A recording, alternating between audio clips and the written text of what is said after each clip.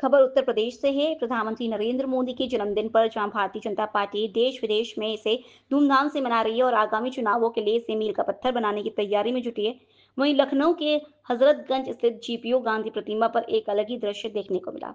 देश के प्रख्यात पुरातत्वविद इतिहासकार और समाजविद जिन्हें लोग पूर्वांचल गांधी के नाम से जानते हैं, डॉक्टर सरपूनन मल ने प्रधानमंत्री के जन्मदिन को क्रूरता, लूट, नफरत, हिंसा और भय दिवस के रूप में मनाया।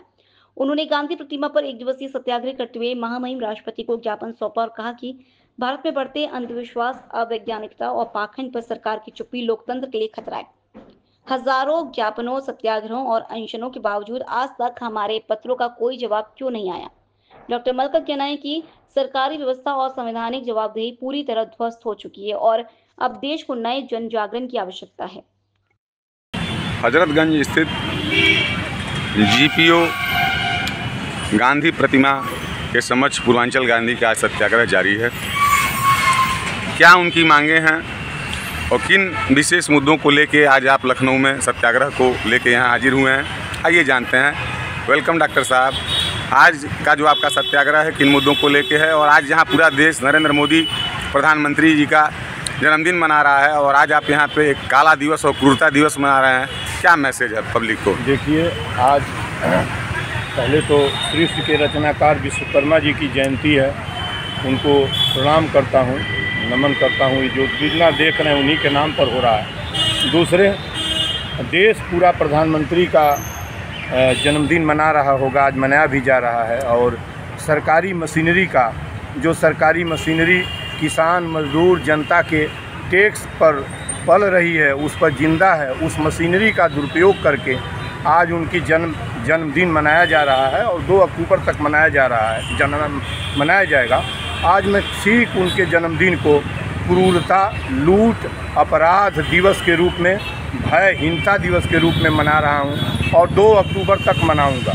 और ज्ञापन आज ही नहीं दिया हूं, पिछले 5 बरस से 1000 पत्र मैंने दे दिया है पूरी व्यवस्था को, अब तक कोई जवाब नहीं आया है। मैं आज ज्ञापन में जो ऑनरेबल प्रेसिडेंट को जाएगा, ऑनरेबल गवर्नर की ओर से जाएगा, स्टेट गवर्नर की ओर से जाएगा और रिस्पेक्टेड कमिश्नरेट लखनऊ की ओर से जाएगा, उसमें मैंने 5 मांगे लिखी हैं। यद्यपि इन्होंने जीएसटी बहुत कम किया है, लेकिन मैंने ये कहा है कि आटा, चावल, दाल, चीनी और तेल 5 चीज़ पर कभी टैक्स न लगाएं जब तक चाँद सूरज रहे। ये बेईमान जो सत्ता में बैठने वाले विधायिका, कार्यपालिका के चोर, लुटेरे, क्रूर हैं, कभी टैक्स न लगाएं। दूसरी बात, ताकि जीवन बच सके, वो भी इसलिए कि 80 करोड़ लोग कंगाल और 22 करोड़ लोग कुपोषित हैं जिनके घर कौड़ी नहीं है। दूसरी मेरी मांग है कि गरीब, अमीर सबके लिए निःशुल्क एक विद्यालय, एक चिकित्सालय, एक रेल की व्यवस्था हो, ताकि लोगों तक संविधान 145 करोड़ लोगों के घर तक पहुंच जाए। अमीरों के लिए अलग रेलगाड़ी, अलग चिकित्सालय, अलग स्कूल और गरीबों के लिए अलग स्कूल। तीसरी मेरी मांग ये है कि डीजल, पेट्रोल, सीएनजी 70 रुपये कर दें।